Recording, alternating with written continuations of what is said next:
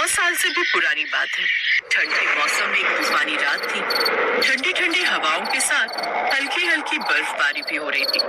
एक बूढ़ी औरत किसी घने जंगल में गड्ढा खोदकर उसमें एक करछी छुपा रही थी। उस गड्ढे में करछी रखने के बाद ऊपर से मिट्टी डाल दी। तभी अचानक एक जोरदार बिजली कड़की और उस बूढ़ी औरत की आंखें लाल हो गई। अब ये जादुई करछी किसी भी ऐसे गहरे नत्थु खैरे के हाथ नहीं लगेगी। इतना कहकर उस बूढ़ी औरत ने आसमान की तरफ देखा। तभी बर्फबारी बंद हो गई। चारों तरफ सन्नाटा हो गया। इस सिलेंडर को देखकर तो ऐसा लगता है जैसे हजारों साल पुराना है। तभी पीछे से उसका पति संजय वहाँ पर आ गया। अरे क्या हुआ रागिनी, खाना बनाने में इतना लेट क्यों हो रहा है? तुम्हें पता है ना आज साल की आखिरी रात है। कल सुबह सबको जल्दी उठना है, बहुत सारे काम है, पूजा करनी है। रागिनी गुस्से में पीछे पलटी और बोली, सारा काम मुझे अपने हाथ से करना पड़ता है तो टाइम तो लगेगा ही। पिछले नए साल वाले दिन आपने मुझसे कहा था कि मैं तुम्हारे लिए माइक्रोवेव लेकर आऊंगा, मिक्सी लेकर आऊंगा, पूरे किचन को मॉडर्न बना दूंगा। क्या हुआ आपके प्रॉमिस का? अरे यार रागिनी, कल सुबह ही तो मैं तुम्हें न्यू ईयर वाले दिन एक सरप्राइज देना चाह रहा था, लेकिन तुम इतना गुस्सा कर रही हो तो अभी बताना पड़ेगा। कैसा सरप्राइज? रागिनी, मैंने कुछ पैसे इकट्ठे किए, हम कल ही पूजा के बाद मार्केट जाएंगे और जो भी तुम्हें किचन का सामान लेना है वो ले लेना।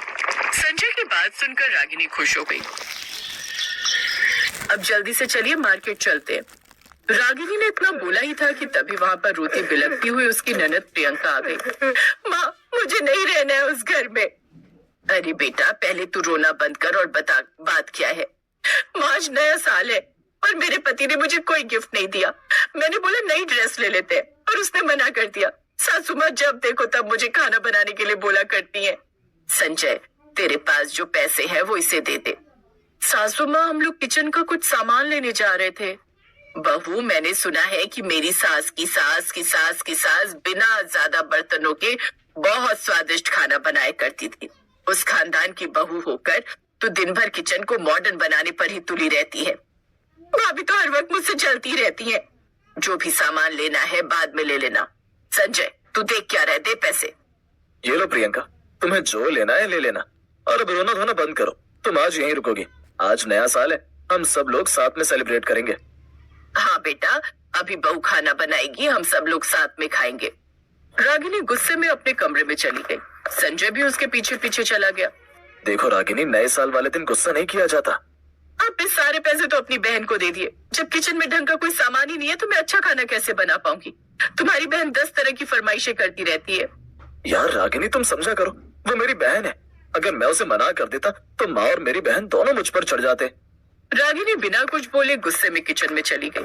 किचन में जाते हुए उसकी सास ने देखा और कहा, बहू अभी खाना वाना मत बनाना, बाहर ठंड बहुत है, पहले चाय और पकौड़े बना। अब रागिनी ने गुस्से में पहले चाय बनाई, फिर कढ़ाई में पकौड़े तलने लगी।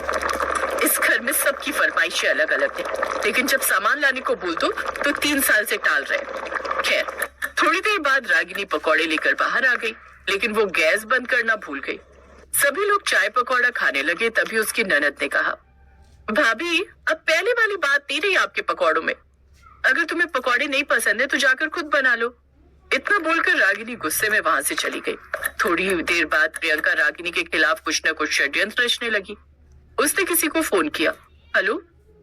थोड़ी देर बाद रागिनी जब किचन में गई तो पूरे किचन में आग लग चुकी थी। सारा सामान जल रहा था। बचाओ बचाओ, घर में आग लग गई। सभी लोग भागते हुए किचन के पास आए। संजय ने सबको दूर किया और पानी डालकर आग बुझाई। आग तो बुझ गई, लेकिन सारा सामान जल चुका था। बहू, तू हर वक्त अवन लाने को बोलती है, कभी मिक्सी लाने को बोलती है और भी ना जाने क्या क्या बोला करती है, पर आज तूने किचन में आग लगवा दी। अरे जब तू किचन संभाल ही नहीं सकती तो इतनी बड़ी बड़ी फरमाइशें करने की क्या जरूरत है? इससे अच्छी तो मेरी सास की सास की सास की सास थी। उनका मिट्टी का रसोई घर था, फिर भी उनके जैसा स्वादिष्ट खाना कोई नहीं बना पाता था। रागिनी मन ही मन गुस्सा हो रही थी, लेकिन इतने में रागिनी के ऊपर एक और पहाड़ टूट पड़ा। वहाँ प्रियंका के सास ससुर देवर और उसका पति विनोद भी आ गए। अरे कैसी हो समधन जी? अरे आइए आइए, स्वागत है आप लोगों का। आने में कोई दिक्कत तो नहीं हुई? दिक्कत तो कोई नहीं हुई। आपकी जिद्दी बिटिया ने हमें फोन करके बुला लिया तो हम आ गए। हेलो विनोद, इस बार मैं ससुराल तो नहीं आ पाऊंगी।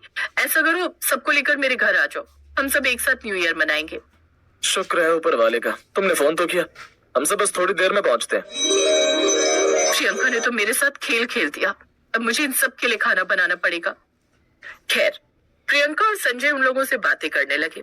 उधर रागिनी की सास ने एक बहुत बड़ी लिस्ट पकड़ा दी उसे। बहू, आज हमारी बिटिया के ससुराल वाले आए हैं, हमारी नाक नहीं कटनी चाहिए।